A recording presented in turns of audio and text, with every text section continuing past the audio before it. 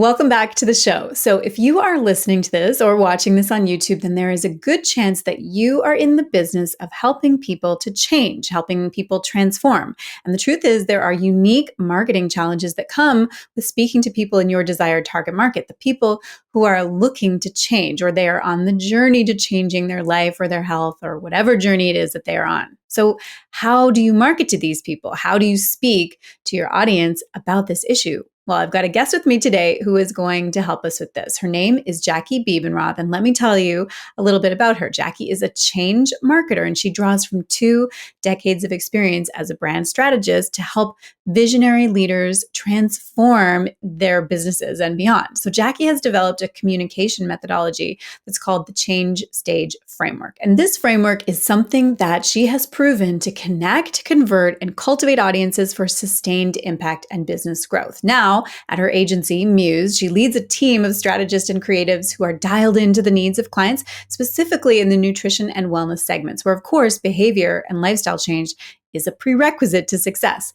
As she's been doing this work, she has picked up a few awards and accolades along the way, most notably an SXSW Interactive Finalist Award and also the Content Marketing Institute's Content Marketing Leader of the Year. I had a great conversation with Jackie, and it was such a fascinating topic to dive into. I think that you're going to love it. So let's get into it.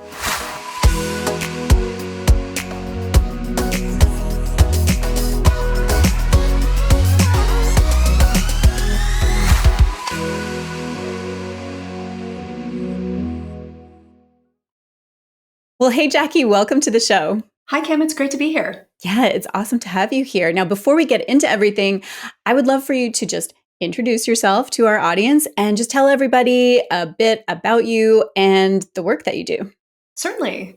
Well, my name's Jackie Bebenroth, and I own an agency called Muse. We're based here in the Midwest. And I've been in the agency world for my entire adult life, about 25 years now. And growing up in agencies, I've kind of come to this sort of place in my career where I have really geared my client base to be people who help others. And so the brands that we serve are typically in the health and wellness field. They're also coaches, consultants, people who are really invested in helping others live to their full potential. So I'm really excited to talk to you and your audience today because I'm hopeful that I can share some things that I've learned about marketing that we typically reserve for our own client base that I'm here to talk to everyone about. Oh, awesome. So we're going to get some insider secrets from inside your agency is what you're saying. Absolutely. Okay, very cool. Yes. All right. So let's get into this topic for today. I want to talk about the concept of change marketing. So what exactly is change marketing?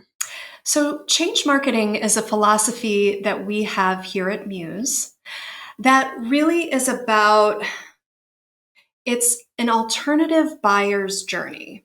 And what I mean by that is that there is a way that someone makes a purchase in their mindset. They go through a series of decisions, whether they're buying a light bulb or a can of paint or deciding which gym they want to join for their New Year's resolution. And when someone is investing both money and time, that decision-making process is a little different. And so we call that change marketing because we're not just changing their mind in terms of like what brand of paper towels they want to use. We actually have to change their mindset to take on a new habit or take on a new goal for their health. And that requires a little more thought and nuance. And so it's a phrase that we've coined here at Muse to really work with our brands around how to change a mindset, not just how to change a mind. Ah, okay, that's really cool. And absolutely, I mean, this is the business that, the people who are in my audience and are listening or watching today are absolutely, and that's the business that we're in, is really helping people to change so many really tough things to change in their life. So tell me a little bit more about what you mean about like change their mind versus change their mindset. I'd love to hear a bit more. I've done a lot of work in studying behavioral change so that I can better serve our clients who are really selling transformation in one way or another. In order to transform someone, you have to really be with them for the long haul and help them, through all their struggles and attempts and failures and starts and stops. And so when we think about changing a mindset, that's not simply convincing them to buy our service. Mm-hmm. Changing a mindset means not only do we convince them to buy into our service, but they're also buying into our process and our method, and we are earning their trust along the way. This type of marketing is very different than, again, buying a commodity at a grocery store. This type of process requires not just that conversion point, that moment when they give you their money and in turn give you their trust, but it also is about how you're communicating with them to help them understand the many supplemental benefits of these changes so they're more likely to stay with you for the long haul. And in marketing, we call that increased client lifetime value. So our goal as an agency is not just to help our clients acquire new customers, it's to help them maintain and retain those relationships over time, because we know, and I'm sure your audience knows, that impact, that transformational impact takes a while. It is not a quick fix. Yeah. Yes. And so what are the communication techniques that need to happen to cultivate that relationship and build on that trust?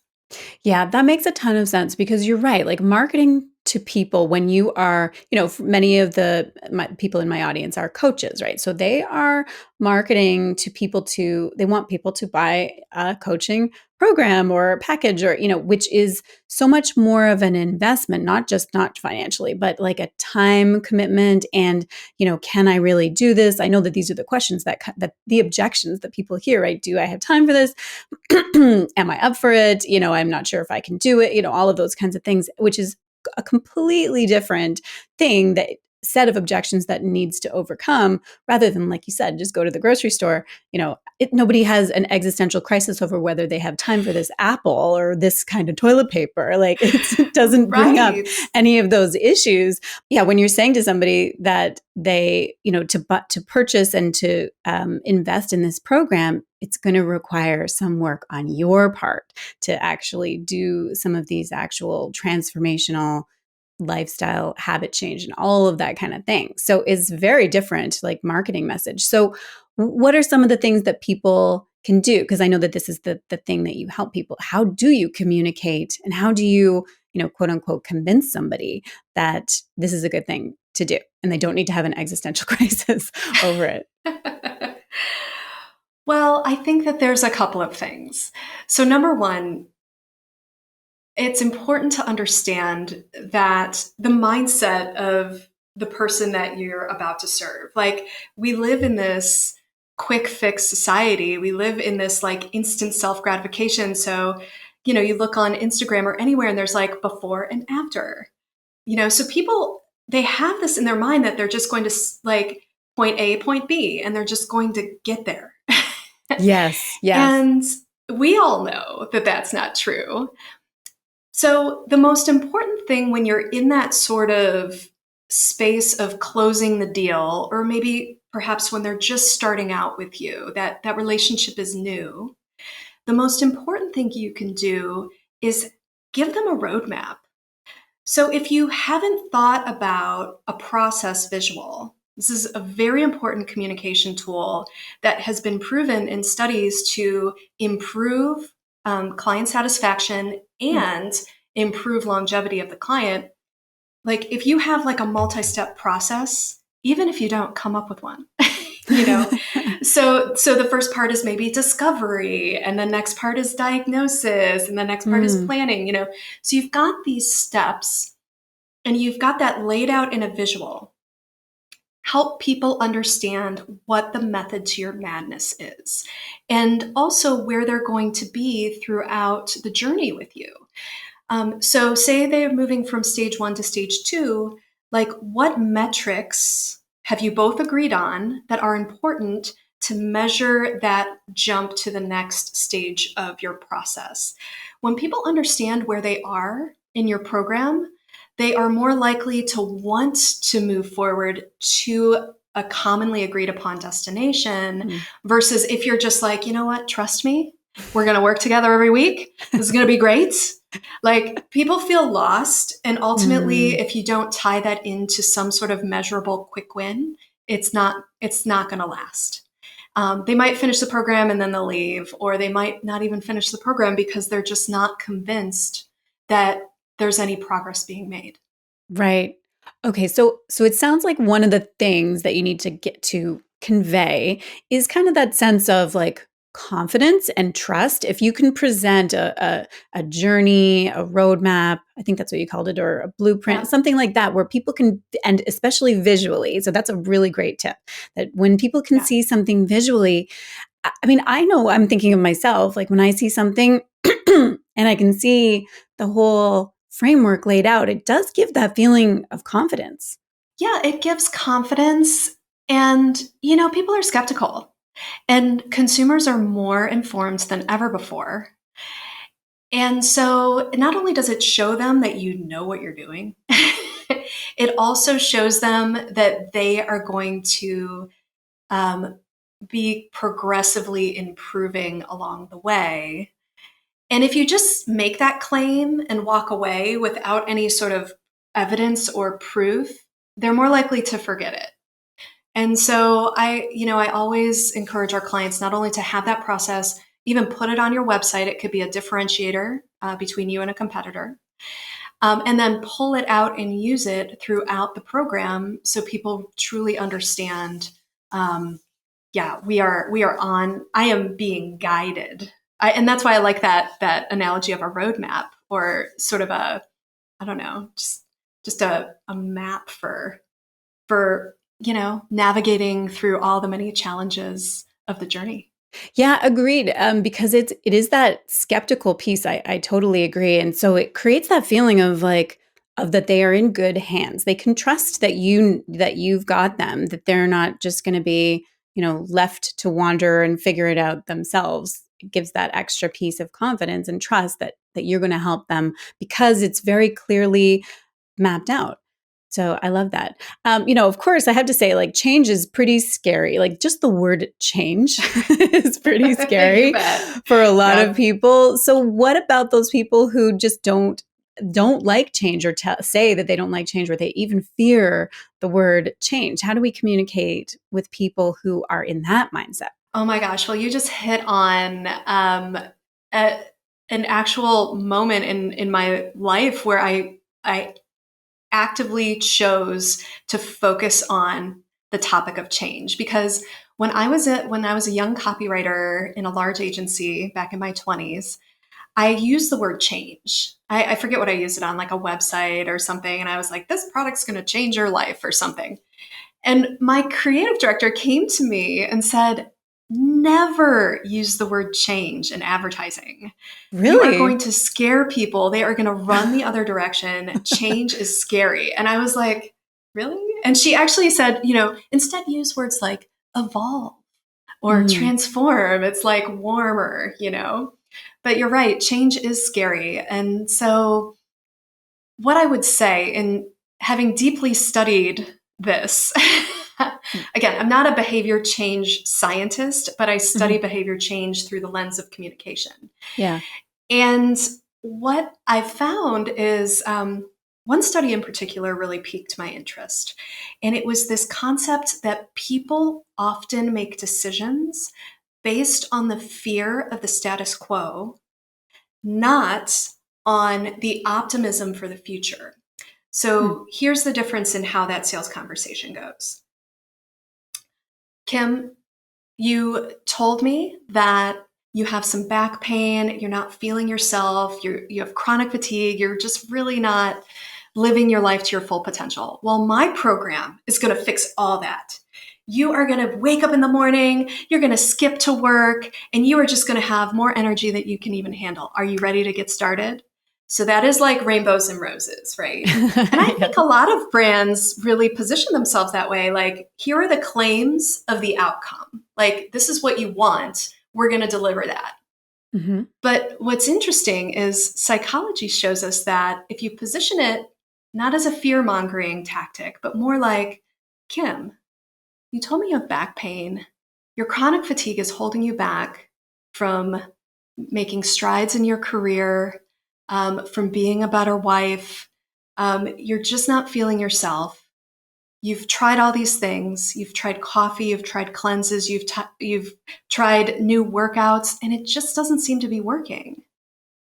If you don't move forward with this program, what is the alternative? Mm. And that is the conversation that then gets you thinking, gosh, I better do something. And I've already tried all these things. So why not? It poses that why not, Mm. and I think when you're in that sort of closed conversation, like when you're about to sell, those are the types of conversations that really move the needle and get people to say yes. Oh, that is so that difference is super clear. And it does remind me, I certainly have heard many times that people will say that people will are much more willing to invest in something that solves a problem or gets them out of a pain than to, Mhm. invest in something that's going to give them something, aspirational. And not everybody is like this, but many people will are more motivated to solve a problem. And it's not, and I'd love to hear actually if you have found that that is true in your all Mhm. of your experience. But it sort of sounds like that's what you're saying too, is that the problem here is staying stuck, is that nothing's ever going to change. Yes. This is going to be your life that you are just going to have to put up with forever, unless you do something about it, unless you actually do take that very first step. So does that make sense, or is that, am I getting it? Yeah, that's absolutely right. And the only thing I'll say to add to that is managing their expectations of the work. And Mm, you alluded to this earlier where it's like, okay, this isn't going to be easy. It's going to take time. It's going to take effort. But again, what's the alternative? Like you can stay stuck or you can take action. And right. what's great about this action is you're going to have a guide and you can feel confident in this process that I've done for over X number of people who have achieved what they want. So let's do this. Yeah. Oh, I love that. Okay. That makes a ton of sense. And I think that's going to be a great clarifying point for people to, like a filter to look at their marketing messaging through, right? So like, am Yeah. I really speaking to, helping them to see that I've got the way to help them out of this, like just nothing's ever going to change. It's going to stay stuck. And are you okay with that? So yeah, to help, especially to help people who are intimidated by change or kind of freaked out at the idea of just the word change, like we said. So, do you think that that's still true? Like what your manager or supervisor said to you about don't use the word change? Do you still do that in copywriting? Like avoid the word change? It depends on the circumstance, Yeah. truly. These days, no. I mean, we almost exclusively work with transformational brands, Hmm. so that's their goal Right. Exactly. to like activate some kind of change. But yeah, the more transactional the purchase, typically the more you want to stay away from change. And reserve that word for like truly change making activities. So. Yeah. Yeah. Okay. I love that. So something that you mentioned a few minutes ago was the concept of like our consumers, customers, clients, they evolve like naturally, especially if we're doing our job, right? Like they are going to have their own journey of, starting from square one and then moving along the way. And I think that you mentioned Mhm. something about engaging your customers along that journey. So not just speaking to the starting point, but that sort of lifetime evolution. Can you tell me a little bit more about how that works? Certainly. So I'll tell you a bit about a study that we did in relation to functional medicine patients. And I'll share the story because I think it is still relational to your audiences. Um, we asked them, okay, number one, how many of you are, and we interviewed 500 patients who have Hmm. been through functional medicine programs. Okay, great. And we wanted to identify communication techniques that would maintain their longevity. And through this study, we found that the folks who were satisfied in the program obviously were more likely to finish their program. So their initial protocol that really helped them find relief in whatever they were suffering from. And the majority of those people who finished the program wanted to stay on with the functional medicine practice to meet their other wellness goals. And we know wellness is not one dimensional. I mean, it's sort of, I mean, I like to think of it in simplistic terms like mind, body, spirit. Yeah. But so these people were like actually frustrated that they didn't have other opportunities to spend money and continue with their functional medicine practice because they've achieved results, and they wanted to work on other wellness goals, which included nutrition. It included mindfulness. It included new exercise and stretching and yoga type of programs. And these functional medicine practitioners, they're so focused on like helping people get well Yeah. that they weren't thinking beyond that. And so what happens is if you don't have an upsell program, like you have to really think about how am I going to not just offer programs, products, and services that allow me to make more revenue, but also deepen my relationship and deepen my impact with this patient for the long term. And the reason that that's important is because, again, studies show change is cyclical, not linear. So people will like make some improvements and then they'll slide back down, and then they'll make some more improvements, and they'll kind of go in these like cycles. I don't know about you, but that happens to me all the time. Yes, sometimes I eat great, other times I eat crappy, you know? Yeah. So being there to reactivate these folks with content, like it could be virtual course content, with, discounts at partnering small businesses in the community, like the local spa for massages or the local yoga studio. And they could pay a membership fee with you for those rewards and discounts. Building communities, both online, like virtual forums and things for people, doing additional cleanses. So one of our clients does a quarterly cleanse, and it's different themes every quarter, which I think is cool. really, really that's cool. Great. Again, these are just sort of reactivation programs, and people want that. If you've invested all this time and effort in earning their trust and showing them success and what success feels like, don't let them slide back down. Like, continue to give them anything you can to keep them moving forward in that journey, because it is a journey. It's not a destination. Yeah, absolutely. I often say that the wellness is not a destination. It's not like you've arrived and you get your sticker and then it's all fine from here on out.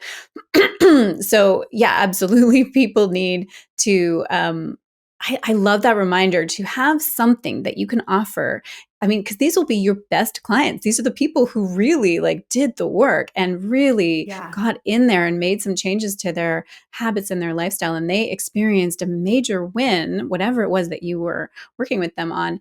But then it's not necessarily that the job is not done then. And I love that your research showed that people want that. So it's not about you, because I know that many of my clients are, hesitant to offer something like that because they feel like they're just being pushing something else on them when they've fulfilled their promises, and they don't want to keep pushing.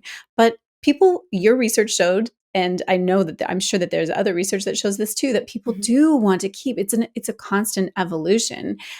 See there, I used the word evolution, not change. But yeah, but to be able to have something, and it doesn't have to look like your original program. I love the examples that you gave. So that's just a great reminder. I love it.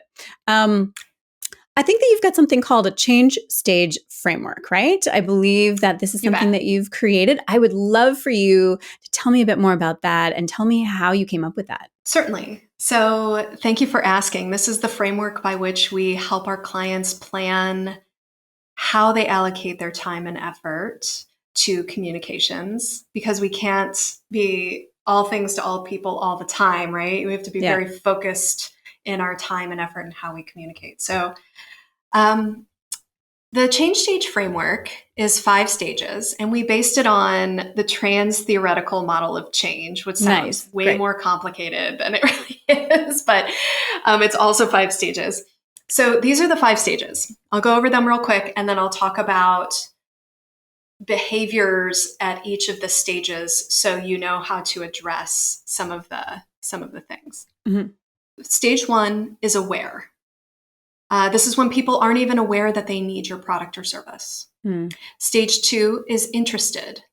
Maybe they have heard from a friend who has worked with you, or maybe they're experiencing their own trigger event. They're interested and they're doing research online. The third stage is intentional. This is where they've done their research, they've decided that they have a solution for their problem, and they want to take action. Stage 4 is actionable. This is that moment where that money is exchanged, Right. and they've started your program. Hooray. And then the final stage, which is the one that we were just talking about, is called enduring. And this is where you have the opportunity to really maintain the relationship and cultivate it over time. Mm. So with those 5 stages, those, again, in marketing, we call it a buyer's journey, the decision-making points that someone, and the point of this is really to understand your product and service, especially in wellness and health, that's not an impulse buy. They're taking action based on something that they've been that's been ruminating with them for quite some time. And then they're doing the research to figure out the right approach for their lifestyle, for their budget. And so they're going through all of these different stages to find you and then ultimately to stay with you. So do you have any questions about the stages? And before I kind of get into some of the details of marketing techniques we can use at each stage? Oh yeah, no, that's perfectly clear. It's beautiful. Like it's absolutely, it's a journey, and it makes a ton of sense. Yeah, no, keep going. Let's get into some of the nitty gritty of some of the things that you can do at each stage. Okay, so here's what I'll say about the unaware stage. Mm-hmm. Don't make it your mission to convince people to be aware. Okay. Unless you're sitting on a mountain of money, people who are in the unaware stage, they are like, they're not yet convinced that they need you. Don't waste your breath in trying to convince them. Okay, wait, actually, I do have a quick question just to interrupt for a second. Yeah. So when you say unaware, does that mean they are unaware of you particularly and your brand and your business, or they're unaware that this is really a problem that they need to solve for themselves? Well, both. Okay. But they're probably in a stage of complacency. Okay. Right. So they're like maybe just living with it. They're like, this is my life. This is what I'm, Yes. I'm just accepting this. I'm accepting where I'm at. I'm not in a personal growth mentality. Right. So just to use, like, for example, like a weight loss, like if somebody is, they maybe know that they are overweight and could lose weight, but they are not really aware that maybe there's actual solutions that would work for them, or there's a coach out there who could help them, or, they're not, so they are aware of the situation perhaps, but they're not really in a stage. So you're saying don't spend time trying to convince them to get out of that stage. Right. It takes a lot of, it's a heavy lift. It's a heavy lift from a marketing budget perspective, and from a frequency and impressions. You have to hit them again and again. So we really only encourage sort of mass marketing for our clients who are larger, who have the budget to be able to afford those impressions. Yeah. Okay. The interested stage typically occurs when there's a trigger event. For me, I remember I was having some back pain, and the trigger event was like, I had a shooting sort of pain of my spine that took me down, and I couldn't get up. This happened in my 30s, and it was shocking because I felt like healthy otherwise, and I was just like laid out, so that for me, that was a trigger event that led me to immediately become interested in learning more about chiropractors, which I had never thought of before. Yeah. Yes. So other trigger events, I think, are like, they could be seasonal, like New Year's resolutions. Those are trigger events for people. Other trigger events could be like maybe I'm getting married and I want to look great in my dress. So I'm going to spend 6 months, doing some heavy lifting on my health. So when they get to interested stage, the behavior, they go online and they typically look up solutions. They're not looking for you in particular, and their search probably isn't localized. They're probably just asking questions like what is this back pain all about? Or what is the quickest way to lose 10 pounds to fit in my wedding dress or whatever. Yeah. This is where your content, if you have a blog or something, can show up. So, so search engine optimization for these questions in the interested stage is really key. Not required, but it's certainly a bonus if you can make that work. Right, because they're researching and they're taking to their Google search bar and they're typing in, they're looking for they're sort of seeing what's out there, what's available to help them with this problem they are now very much aware of and starting to want a solution for. Yes. And that solution could come in the form of an influencer on Instagram or a YouTube video series or something like that. It doesn't have to be like an article from your blog. There's all kinds of content that can come up. We use the tool answerthepublic.com. Yeah, it's great. It's I love great that. free tool to like get into the minds of what your potential customers might be searching for. Yes, exactly. Maybe I'll put the link in the show notes to that one too, because I think that it can be so useful. It's all about getting into the mind of your person, of your potential client. So yes. Okay, awesome. And that will show up in the form of increased traffic to your website, but maybe your bounce rate is still high. So people are coming to your website, they're getting the information, they leave, and then they're leaving. And that's okay, because again, it's still like, this is the interested stage. You shouldn't have the expectation of conversion yet, right? Of getting them into a client kind of situation. So intentional is when they've determined, okay, I need a health coach. I can't do this alone. I know that I need someone to guide me because, I need to be led. Can't do it myself. Yeah, exactly. I suspect that people spend a lot of time in that interested stage, like thinking about it, sort of procrastinating, doing a little bit of research, but mostly just kind of spinning in a bit of, unless that trigger event maybe was like something really, can't ignore, like a diagnosis of something specific or, something like that. But absolutely. But okay, so then they're moving from interested to intentional, and this is where they are now actively looking for a solution, or they're kind of like they really want something to help them and they've decided it's happening. They've decided it's happening, and now they're going to research a couple of different companies or brands that they believe offer that solution that they think they need. And so for our clients who are localized, who have like a brick and mortar or serve local client base, we highly recommend Google Ads for that. So it's like health coaching, Boise, Idaho, or something. You should be showing up immediately. Yeah. And getting people right there in that, meeting them in that moment, in that intentional stage is so important. And Google Ads is so cost effective, especially localized. For our virtual clients who maybe offer virtual courses or virtual sessions, I still think that there could be Google Ads with this. You just have to be a little more strategic with specific markets you're going after, or really being specialized in what you might offer. Okay. So that's a little more, it's a little more nuanced in the strategy, because you could be serving anyone, anywhere. Right? Exactly. But you have to be intentional with who you're serving, where they're at, and what your specialty is. And then you can make those decisions about those keywords. So Google Ads, it sounds like they really do work best for people who it's local and you can use that local location as your keyword in combination with the service that you're actually doing. And still can be useful if you are running an online business where your clients are all over the world potentially, but maybe not. You have to be more strategic and a bit more clever.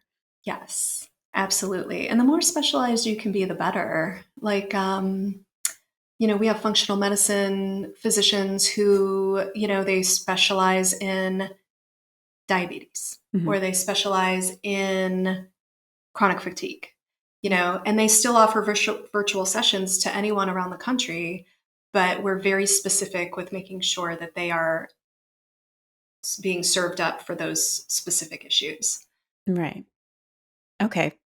So that would be my best advice for the intentional stage. And the way that we determine that too is we used to run social ads for clients all the time. And that's more of that, like, you can be targeted, but it's still getting a lot of unawareness. Yes, because people are just on social media scrolling, looking Yeah. at funny videos and seeing what their friend's vacation was like. And you're popping up and interrupting that flow. Yeah, and it seems like a good idea, but we especially in health and wellness, we just weren't seeing the type of click through and the type of action performance that we wanted there versus on Google when people were interested and or intentional. That is so interesting. Yeah, because you're right. Like when you're typing something in specifically in Google, you're looking for something for a very specific solution, and you're not searching just for fun. You're searching because you're looking for something. So we can assume then that people are in that intentional stage. Okay, that makes a ton of sense. So that's stage 3, right? Intentional. Yeah, stage 3 is intentional. And then stage 4 is the actionable. Okay. So I already gave my best advice on that with the process. Right. Give them a visual process. Okay. That can help both before they decide to become your client and then during the journey. So if there's one takeaway from this podcast, I would go back and build yourself a process. Okay, right. Because when they are actually like they're on the verge of taking action, they are going to be getting out their credit card any minute now.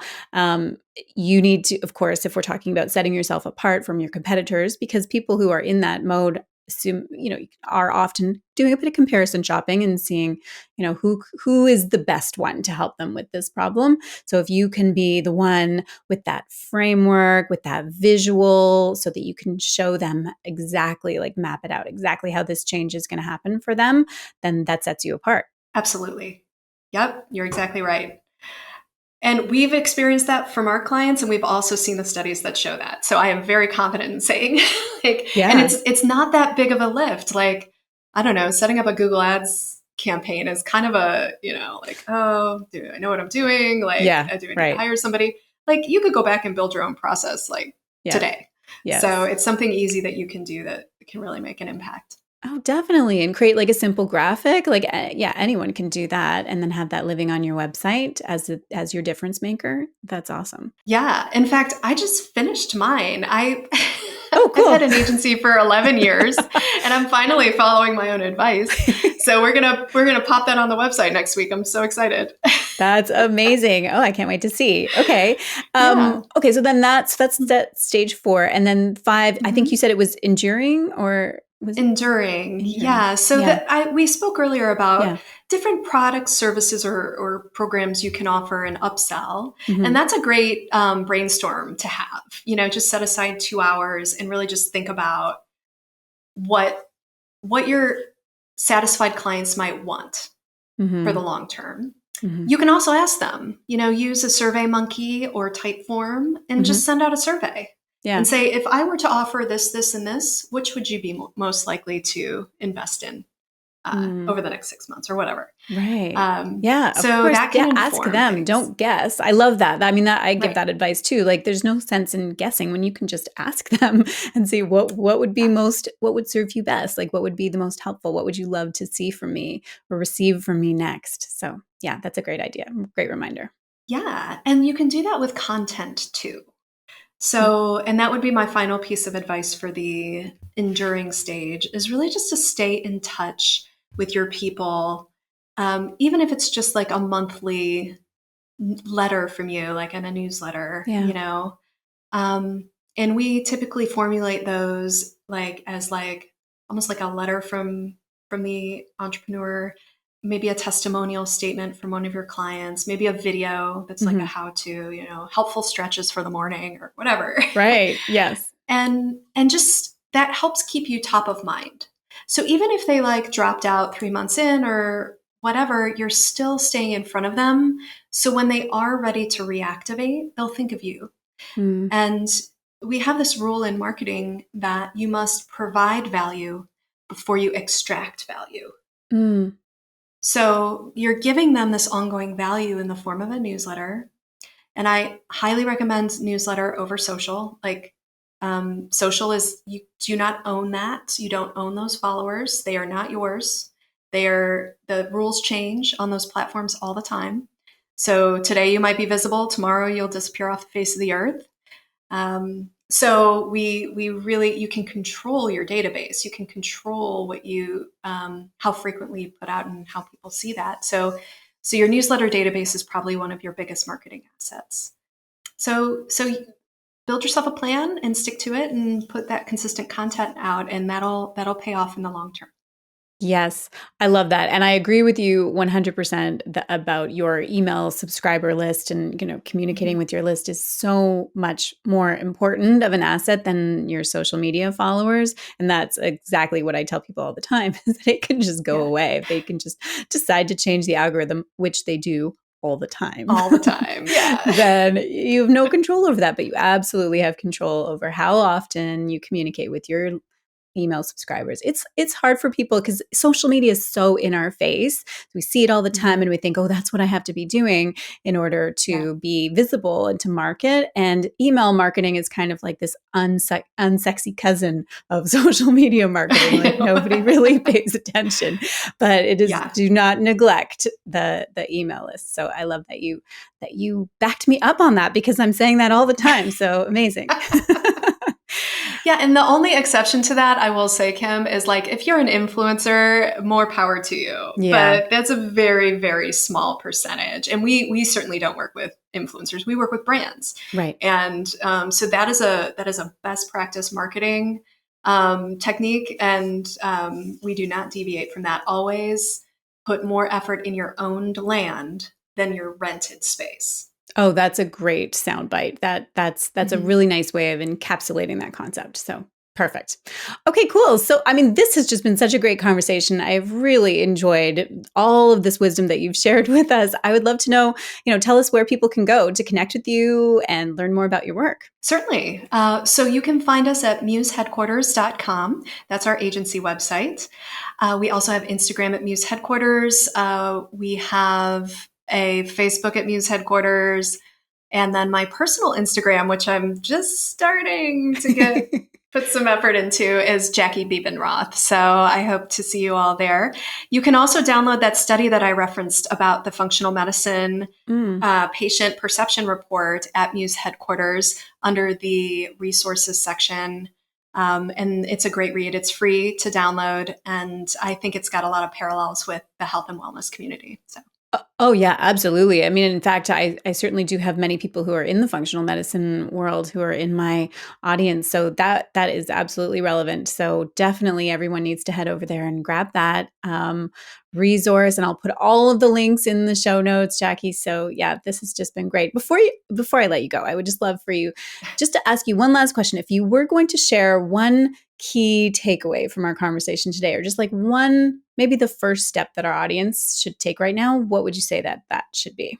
I'm going to underscore what we talked about earlier in that your process is so important. And whether it's proprietary or it's just like everybody else's, it doesn't matter. What matters is that you communicate the steps to success to your client base and help show them where they are in that journey along the way. You're really going to see longevity out of that, and you'll also see these quick wins lighting up the faces of your clients. It's just so satisfying. So get out there and visualize your process and share it with the world. I love it. Okay, that's perfect. That's a great note to end on. So thank you so much, Jackie, for being here. It's just been an absolute pleasure. Thank you for having me, Kim. It's been great. Thanks. Okay, well, there you have it. I hope that you enjoyed that conversation as much as I did. And I hope that you are going to go out and find some ways to incorporate some of these ideas into your marketing, because I think it's powerful stuff. And I think it can make a huge difference to how you're able to connect with your audience and really help them on a deeper level. So let me know your thoughts on this. What is one nugget that you're going to take away from this conversation and apply to your business? Just one small thing? Let me know in the comments below this video, or if you're listening to this on audio, then go ahead and find me on Instagram and let me know. Okay, that is a wrap for today. As always, have a wonderful week, and I will see you again very soon.